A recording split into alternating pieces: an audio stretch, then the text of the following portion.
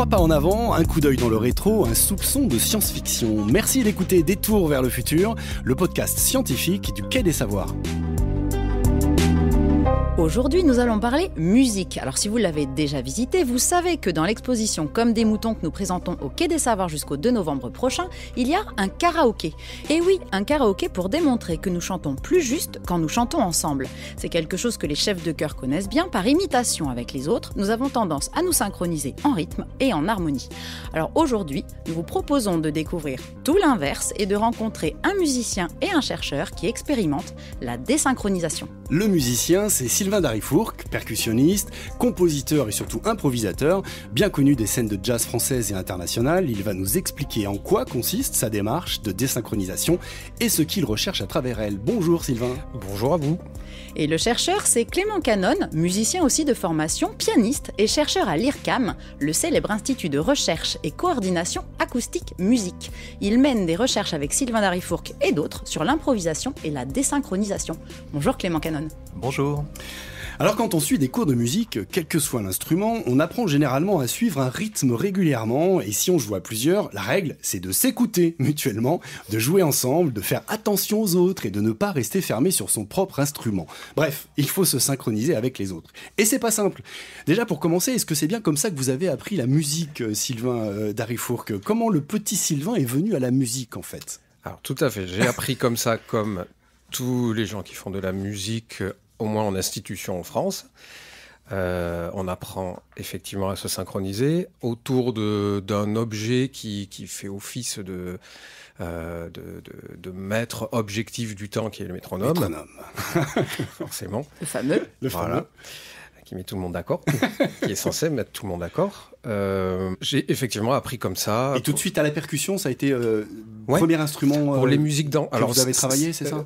Voilà, je suis percussionniste classique de formation. Je me suis spécialisé un petit peu plus tard à la batterie.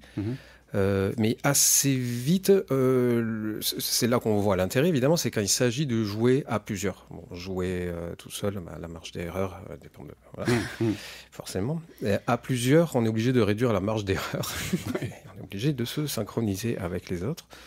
Même si, bon, voilà, on pourrait, Clément pourra en parler, c'est quelque chose d'assez complexe quand même, la négociation pour arriver à un tempo commun. Oui, c'est pas si naturel que ça en fait. Non, c'est pas si évident. Je pense pas intuitivement, je suis pas chercheur, mais ce que j'ai expérimenté en tant que musicien. Voilà, donc c'est beaucoup plus tard au fur et à mesure de mes recherches, de mes questions musicales, compositionnelles, c'est beaucoup plus tard que je suis arrivé à cette question-là qui est contre-intuitive pour des musiciens, mais qu'est-ce qu'on peut faire avec la désynchronisation ? Est-ce que ça peut être un objet de recherche ? Est-ce qu'on peut faire une musique qui serait une musique charnelle, tout en étant désynchronisée rythmiquement ? Et vous, Clément, vous avez une formation classique. Est-ce que vous avez aussi appris avec ce fameux métronome qui met tout le monde d'accord, ou est-ce que vous avez directement attaqué par la désynchronisation ? Non, comme tout le monde, je suis passé par l'étape du métronome. Alors, en effet, piano classique est aussi beaucoup associé au monde du rubato, ce qu'on appelle, c'est-à-dire une expression rythmique très libre. Donc, très vite, on a aussi tendance à se débarrasser du métronome. Donc, je pense que la formation d'un pianiste classique et d'un batteur plutôt issu du jazz, le rapport au métronome est quand même pas le même. Et alors, juste une petite question avant de partir quand même vraiment dans cette désynchronisation. Au départ, quand on apprend à synchroniser, naturellement, on serait désynchronisé, nous, humains, ou quand même, naturellement, on y est ? Non, naturellement, on se synchronise. En fait, c'est oui, vraiment un phénomène qui sous-tend. Ce dont parlait Sylvain tout à l'heure sur à quel point c'est difficile de se mettre d'accord, même avec un métronome, c'est parce que les comportements musicaux qui sont à l'œuvre, ils sont déjà très complexes. Avoir des phrases mélodiques, rythmiques, complexes à jouer, qui fait qu'il y a des tas de paramètres qu'il faut qu'on va pouvoir avoir un tempo différent. Selon la complexité instrumentale de ce qu'on a à jouer, on va peut-être avoir tendance à accélérer ou à ralentir au contraire. Et tout ça, ça va créer des tas de petites négociations qui font que c'est pas toujours si évident que ça de se mettre d'accord. Mais dans des comportements très simples, marcher, applaudir, on a tous observé ça, à la fin d'un concert, on se met à applaudir à des rythmes complètement différents, et à peu près au bout de 15 secondes, c'est ça. on frappe à peu près tous à l'unisson. Le comportement, il est très simple, on bat des mains, il n'y a rien de compliqué à ça, et notre tendance naturelle et irrépressible, c'est de se synchroniser. Alors vous allez nous expliquer pourquoi vous vous êtes lancé dans des recherches sur la désynchronisation en musique, quels sont les enjeux qui sont derrière et à quoi ça sert, et aussi ce qu'on peut en apprendre. Alors avant de vous donner la réponse, Marina, je te propose qu'on écoute un extrait d'un des derniers albums enregistrés par vous, Sylvain Darifourcq, pour que nos auditeurs se fassent une idée plus concrète de ce dont on parle.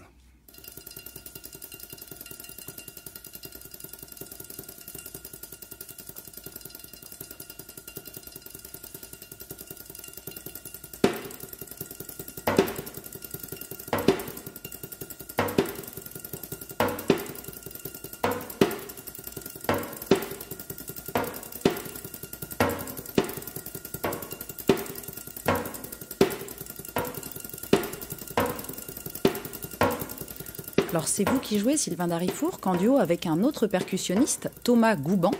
Et c'est une célèbre œuvre d'un compositeur, Carl Nigelen, intitulée « Déphasage circulaire ».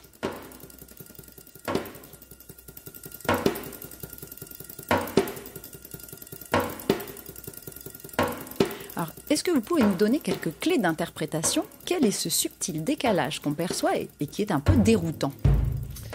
Là précisément, la partition nous donne un texte qui est quasiment le même, quasiment, je dirais, à quelques détails près, mais on a chacun un métronome dans l'oreille qui nous donne des tempi très légèrement différents. Concrètement, je crois qu'il y a un métronome qui est réglé à 100 BPM, c'est-à-dire battements par minute, et l'autre à 102 battements par minute. Ce qui est c'est vraiment, léger. Voilà, c'est très léger. C'est subtil, comme tu disais. Voilà. Et ce qui donne cette impression un petit peu d'horlogerie, comme ça, qui n'arrête pas de se synchroniser et de désynchroniser. Alors c'est une musique de continuum, voilà, c'est pas une musique comme disait Clément du rubato, une musique d'expressivité où on a des grandes envolées comme ça et puis ça s'apaise. Là c'est vraiment une musique qui va tout droit, comme ça, qui se développe dans le temps long. On a l'impression que vous jouez comme une machine un petit peu, une machine qui serait un peu déréglée, non ? Alors le résultat à deux, il donne cette impression de dérégulation. Indépendamment, l'un et l'autre, on est extrêmement régulier. C'est toute la difficulté, c'est de rester indépendant tout en faisant quelque chose ensemble qui soit cohérent. C'est ça, parce que c'est pas du canon, quoi. Non, voilà, exactement. Ce n'est pas du canon dans la mesure où le canon imposerait qu'on ait deux tempi identiques, mais qui ne partent pas au même moment. Là, on est vraiment sur des tempi qui ne sont pas les mêmes et qui vont s'éloigner l'un de l'autre, puis se rapprocher, puis s'éloigner. Alors Clément Canon, vous travaillez, vous faites des recherches à l'IRCAM sur cette thématique de la désynchronisation. C'est quoi vos hypothèses de recherche de départ ? Qu'est-ce que vous cherchez à travers ce travail ? On va dire que le cadre général de mon travail, c'est de partir des phénomènes musicaux, des situations musicales, et d'essayer de voir ce qu'on peut en tirer, ce que ça peut nous apprendre sur nos comportements collectifs, sur la manière qu'on a d'agir ensemble. Et on va dire le point de réflexion, le point de départ sur ces histoires de désynchronisation, pour moi, c'était le constat de se dire que dans nos situations collectives, il y a certes cette tendance à la synchronisation dont on a parlé, mais il semblerait qu'il y a quand même plein de moments aussi où on a plutôt envie de faire preuve d'indépendance vis-à-vis du comportement de nos co-agents, des personnes avec lesquelles on agit, pour diverses raisons sur lesquelles on pourra peut-être revenir. Mais donc il doit bien y avoir des éléments, des mécanismes, des facteurs qui nous permettent de résister à cette tendance à la synchronisation. Donc le point de départ pour moi était vraiment celui-là, c'était de se dire, est-ce qu'on va pouvoir, à partir du cas musical, comprendre ce qui nous aide, ce qui facilite cette tendance cette capacité à résister à la synchronisation. C'est presque un programme de recherche négatif, en fait. Oui, c'est ça. Et cette capacité de résistance, c'est quoi ? C'est une capacité cognitive, c'est physique ? Comment vous la définissez ? C'est sans doute tout ça à la fois. C'est moteur, c'est cognitif et c'est attentionnel. Je dirais que c'est un peu les trois ingrédients qui sont à l'œuvre dans ces situations-là. Et là, avec Sylvain, précisément, on sort d'une série d'expériences qu'on a conduit pas plus tard que la semaine dernière à l'IRCAM, avec 15 percussionnistes qui sont venus défiler notre petit dispositif expérimental. On leur a fait faire 9 expériences à la suite les unes des autres. Ils ont été très sages et très disciplinés, de parfaits hamsters de laboratoire. Merci pour les musiciens. De laboratoire. Bon, ils étaient prévenus. Ils tournaient pas dans des roues gigantesques, j'espère. Quasiment. On n'était pas loin. Mais de manière désynchronisée. Voilà, c'était des roues qui tournaient pas au rythme, c'est ça le problème, Tout va bien. la difficulté. Et voilà, qui nous ont permis de tester un peu les poids respectifs et les rôles respectifs de ces facteurs attentionnels, moteurs et cognitifs. Et c'est quoi les enjeux dans nos comportements au-delà de la musique à quoi ça sert de savoir comment se désynchroniser et en quoi ça donne un avantage? Dans quel domaine, par exemple? Bon, en tout cas, je ne sais pas si ça sert ou ça donne un avantage, mais j'ai l'impression qu'il y a des types de comportements dans lesquels on le fait, je veux dire, qu'on le veuille ou non, on s'en rend compte. Ouais. Et je pense qu'il y a 2 classes de comportements pour lesquels c'est extrêmement important. On va dire c'est les comportements stratégiques dans lesquels je vais chercher, alors on peut penser au sport, à des formes de jeu, où je vais chercher à rendre mon comportement imprévisible pour mettre en difficulté mon adversaire. Donc je vais précisément prendre le contre-pied, c'est une expression qui vient, c'est exactement ça, c'est en fait éviter de suivre le mouvement de mon adversaire, prendre le contre-pied pour le surprendre et marquer le point, enfin bon, ça dépend de la situation qu'on est en train de regarder. Et puis une autre classe de situation qui serait les comportements créatifs. On pourrait dire qu'après les comportements sportifs sont des comportements créatifs, en font partie, mais dans lesquels en effet la poussée à la synchronisation va être vécue comme une forme d'imitation, et au contraire on va chercher à se détacher de ça pour avoir des comportements originaux, singuliers, amenant vers de nouveaux territoires, quoi. Alors, si on vous suit bien, cette capacité à se désynchroniser, elle permet de créer la surprise, créer un peu l'inattendu. Et forcément, ça nous fait penser à certaines actions de sport collectif. Et comme on est à Toulouse, on pense forcément au rugby. On pense particulièrement à un match du top 14, la finale qui opposait Toulouse à La Rochelle. C'était la fin de saison 22-23 où il s'était passé un truc assez incroyable. En toute fin de match, à quelques minutes de la fin, alors que La Rochelle était presque sur la victoire, le Toulousain Romain Ntamak a surpris tout le monde, y compris lui-même. On l'écoute. On est toujours dans le camp du Stade Toulousain. 3 dernières minutes de cette finale insoutenable. Il faut se réorganiser. Dupont. On est passé. Il est passé. Il est passé. C'est en train de se rattraper, magnifique. L'essai de Romain Ntamak. Lui qui a raté tout à l'heure cette touche et qui a bien de déchirer la défense de La Rochelle. C'est lui qui vient peut-être de placer le coup de poignard de cette finale. L'exploit de Romain Ntamak. Ça va tellement vite, j'ai l'impression que dans ma tête c'est une bulle, j'ai l'impression que je suis tout seul, j'entends pas les crier des supporters, je pense que je regarde la ligne d'un but mais je sais même pas ce que je regarde, c'est vraiment particulier, on a l'impression d'être hors de son corps dans les moments comme ça, donc c'est assez spécial comme sensation. Oui, alors ça c'est un bel exemple de désynchronisation dans le sport, on pourrait dire. Comment on peut la travailler, cette capacité à se désynchroniser? Est-ce que vos recherches, ça vous amène aussi à identifier comme ça des leviers qui permettent d'avoir plus facilement cette capacité de se désynchroniser? Je ne pense pas qu'on en soit encore tout à fait là, parce qu'on en est vraiment aux étapes. C'est un sujet quand même relativement nouveau, on va dire, dans le champ de la psychologie cognitive, où, je ne l'ai pas précisé tout à l'heure, mais évidemment, on s'est massivement intéressé à la question de la synchronisation, pour les raisons qu'on a dit tout à l'heure, puisque c'est quelque chose qui est au plus profond de nos comportements biologiques, et même qui est un phénomène physique, en réalité. Donc naturellement, ça attirait massivement l'attention des collègues scientifiques. Donc je dirais que la question du travail de la désynchronisation nécessite d'abord d'identifier précisément quels sont les leviers, quels sont les facteurs. Donc c'était le but des études qu'on a fait la semaine dernière. Voilà, donc on n'en est pas encore tout à fait là.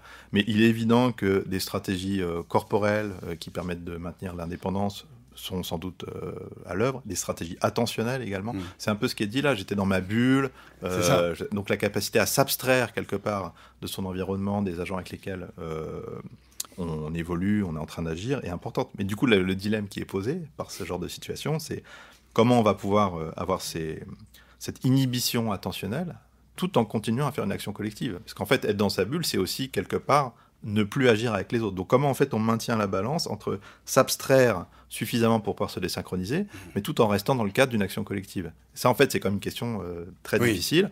On le fait naturellement dans nos vies, on trouve des équilibres comme ça, mais savoir précisément comment on gère cette balance, Puis ça dépend tellement des contextes, etc. Bon, là, je vous avoue qu'on en est encore des étapes très balbutiantes pour que je puisse vous donner une réponse avec beaucoup d'affirmations. Et quand on est musicien, Sylvain, qu'est-ce que ça fait d'être désynchronisé? Est-ce que ça fait une émotion particulière? Ça doit être un enfer mentalement de réussir à effectivement à résister à l'envie irrépressible de se synchroniser avec les autres et de rester à la fois dans sa bulle mais dans le commun. Comment on fait ça? Alors, je ne vais pas vous cacher que les premières expériences sont très franchement déroutantes. Parce qu'effectivement, on est dans cette négociation entre la précision qui est requise pour jouer le texte d'une partition et écouter quelqu'un qui joue quasiment le même texte, mais un petit peu en décalage. Alors ça, en termes d'attention, je me représente ça comme si on avait deux conversations, l'une venant dans chaque oreille, et on nous demande de faire un résumé de ce qui arrive des deux conversations. Non, on va avoir des fragments de bouts comme ça, parce qu'on passe d'un état à l'autre d'attention globale à une attention extrêmement auto-centrée pour contrôler sa régularité, contrôler son timbre, parce que là on parle de désynchronisation rythmique, mais la musique elle a d'autres dimensions. On a la dimension du timbre, et comme on peut pas traiter tout ça à la fois, moi je me suis rendu compte que petit à petit, effectivement, il y a des tâches qui doivent être automatisées. Donc tout ça devient de plus en plus facile. Il y a une habituation qui se fait, je l'ai vu dans les travaux qu'on a fait avec le compositeur Karl Nijlen et Thomas Gouban. C'est un processus de composition qui a duré 1 ou 2 ans. C'était pendant le Covid, donc c'était parfait. Le temps était ralenti. On avait le temps de chercher. Désynchronisés. On était tous individuellement voilà, bien dans nos... C'est clair. Et du coup, ça nous a permis, ce temps-là nous a permis aussi de voir que sur la durée, il y avait quand même on mettait en place, j'aurais du mal à savoir objectivement, mais ce dont je suis sûr, c'est le résultat, c'est que j'étais beaucoup plus apte à jouer cette musique de façon plus détendue et plus sereine au début que lors des tout premiers tests. Oui, parce que quand même dans le rythme, dans la percussion, il y a quelque chose de très physique, c'est-à-dire que le rythme, les basses, on les ressent physiquement. On a parlé un petit peu sur le plan cognitif, mais aussi on doit aller contre sa nature, contre sa nature, c'est un peu fort, mais disons contre le physique, parce qu'on a envie d'aller, je veux dire par là que d'autres sons sont peut-être moins impactants sur le corps. Non, ça donne vraiment cette sensation d'aller contre sa nature. Ouais. Parce que, effectivement, l'effet de l'apprentissage, je ne sais pas, la biologie de Sapiens, j'en sais rien, mais peut-être joue aussi. Oui, il y a une habituation à partir du moment où on commence. C'est comme une technique qu'on apprend et qu'on maîtrise de mieux en mieux. Finalement. C'est un vrai apprentissage. Oui. C'est un réapprentissage de la musique, un réapprentissage... j'avais rarement eu la sensation d'être aussi inapte à quelque chose après autant d'années d'expérience. C'est extrêmement déstabilisant. Et pourtant, c'était pas la première expérience que j'avais de ce type de musique, mais là, précisément, sur les demandes du compositeur, on était vite perdu. Mais je pense qu'il y a quelque chose de... Enfin, tu disais le côté très déroutant de cette expérience, mais enfin... Ça vaut le coup de se dire qu'est-ce que c'est que faire cette expérience, c'est de faire l'expérience tout d'un coup de bulles de temps hétérogènes. C'est quelque chose qui est vraiment étranger à notre vie. On est co-temporel, on évolue dans le même temps. Donc la musique, tout d'un coup, elle nous offre un laboratoire. On peut créer cette sorte de laboratoire au sens esthétique, expérientiel, je ne parle pas au sens scientifique cette fois-ci, ou de qu'est-ce que ça ferait d'être dans des vies où non co-temporelles, où on est dans des bulles de temps séparées. Donc le trouble, le vertige même que ça peut produire, je pense qu'il est à prendre tout à fait au sérieux. Absolument. Alors du coup, une question qui est peut-être un peu idiote, mais aujourd'hui, il y a à peu près rien de plus simple que de programmer des machines, des boîtes à rythme. Alors vous parliez tout à l'heure d'automatiser un certain nombre de choses. Finalement, c'est quoi vos rapports aux machines musicales? Est-ce qu'elles peuvent aider à se désynchroniser, ou la machine ou l'humain? Comment on joue là-dedans? La machine et l'humain. Ou la machine et l'humain, effectivement. Eh bien, effectivement, il se trouve que suite au premier projet que j'ai mené, qui s'appelait Miles Davis Quintet, c'est 3 musiciens ont joué comme des machines, et il m'est venu donc, pas naturellement, puisque normalement j'aurais dû commencer par les machines, faire des musiciens. Là, je me suis dit, bien, puisqu'on imite des machines, je vais travailler avec des machines. Donc, avec un concepteur numérique, Nicolas Cano, on a conçu un ensemble de petits moteurs, comme ça, donc commandés numériquement, donc extrêmement réguliers. Et un des enjeux de cette composition, c'était de confronter l'imitation de la régularité par l'humain, mon corps, à la régularité implacable d'une machine commandée numériquement. Et je me suis amusé à faire exactement l'inverse. C'est-à-dire, moi, je tendais vers la machine, mais j'ai fait aussi en sorte que la machine tende vers moi en lui implémentant des petites irrégularités qui imitaient les défauts que je savais être les miens. Je pense que ce rapport à la machine, en effet, il y a vraiment une relation ambivalente avec les musiques dont on est en train de parler, ces musiques de désynchronisation. À la fois, c'en est un peu la source première en termes d'imagination, enfin... Un peu un des points de départ de ces musiques, c'est les musiques de Steve Reich. Oui, c'est les années 60 en fait. Ouais, tout à fait, les années 60. Et c'est tout d'un coup, l'expérience qu'il a faite, c'est d'avoir 2 bandes qui jouent à des vitesses différentes. Il se dit, mais c'est incroyable le genre de phénomène mélodique, rythmique qui émerge à partir de ça. Et puis je vais m'inspirer de ça pour en faire des pièces pour instruments. Donc à la fois, dans l'imaginaire, il y a vraiment quelque chose qui est de l'ordre du point de départ de la stimulation. Et en même temps, ce qui fait que cette musique, elle est géniale aussi par des humains, c'est que justement, en fait, on n'y arrive pas bien. Et donc, en fait, il y a une dialectique entre vouloir résister à cette synchronisation et en même temps le fait qu'on est quand même constamment tiré. Et ça crée une sorte d'élasticité, de tension permanente qu'on ne retrouve pas, en fait, si on fait jouer cette musique par des machines. Oui, complètement. Et dans votre recherche, est-ce que vous utilisez, par exemple, l'intelligence artificielle ? On en parle de partout. Est-ce qu'à l'IRCAM, c'est aussi un outil que vous utilisez dans vos propres recherches ? Alors, réponse en 2 temps. Alors, on est obligé de vous la poser. Bien sûr, ouais. Donc, au niveau de l'IRCAM, bien sûr, l'intelligence artificielle est un sujet central, qui s'est imposé comme central. Il y a des équipes de recherche, notamment l'équipe représentation musicale dirigée par Gérard Assayag, qui développe des agents d'improvisation autonomes, donc capables d'improviser avec des musiciens qui apprennent au fil de l'interaction à improviser avec vous et moi. Wow. C'est très impressionnant. Donc c'est un sujet massif, ça pose aussi des tas de questions éthiques, de propriété intellectuelle, enfin bon, voilà, les questions qu'on se pose traditionnellement sur l'IA, absolument, le remplacement, donc ça pose des tas de questions. Après, personnellement, je dois dire que non, puisque mes recherches, comme je l'indiquais tout à l'heure, c'est vraiment sur la relation humain-humain, les comportements collectifs, et donc l'intelligence artificielle ou même les machines interviennent que très peu dans mes propres travaux, voire pas du tout en fait. D'accord. Alors, avant d'aller vers la fin de l'épisode, on voulait aussi s'interroger et discuter de ce que ça provoque chez nous. Vous avez commencé un peu à l'évoquer, chez les auditeurs, chez les auditrices, ce genre de musique. Alors, avant de vous écouter, je vous propose d'écouter la réponse que nous a faite l'ICAM. L'ICAM, c'est notre autrice de science-fiction favorite. Elle a imaginé la place dans le futur que pourrait prendre ce style musical. La journée a été difficile. J'ai besoin de me détendre. Confortablement installé dans un morphosiège en forme de cocon, je consulte ce que me propose Pat, mon assistant intelligent. Comme il me le suggère, je choisis la pièce de cure musicale intitulée « Ressourcement », composée par Sirène et le docteur Martin. Immédiatement, la musique me baigne entièrement. Je sens le rythme dans mon morphosiège. Un battement de cœur, puis 2, qui se synchronisent et se désynchronisent. La mélodie est très étrange, imprévisible. J'ai l'impression qu'elle m'échappe. Parfois, il me semble reconnaître une séquence, mais ça ne dure pas. J'entends une voix, une illusion de voix plutôt, qui prononce des syllabes qui ne s'agencent pas en mots. Et pourtant ça me touche, et pourtant c'est beau. Mes paupières se ferment. Il me semble que des gouttes d'eau me dévalent les bras. Les cœurs battent toujours, plus lentement. Ils se rejoignent et se séparent. Ils dansent.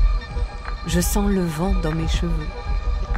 La mélodie est encore là, plus discrète. Elle dégage une fraîcheur merveilleuse. Un goût de grenade envahit mon palais. Ou de fraises, ou de pastèques.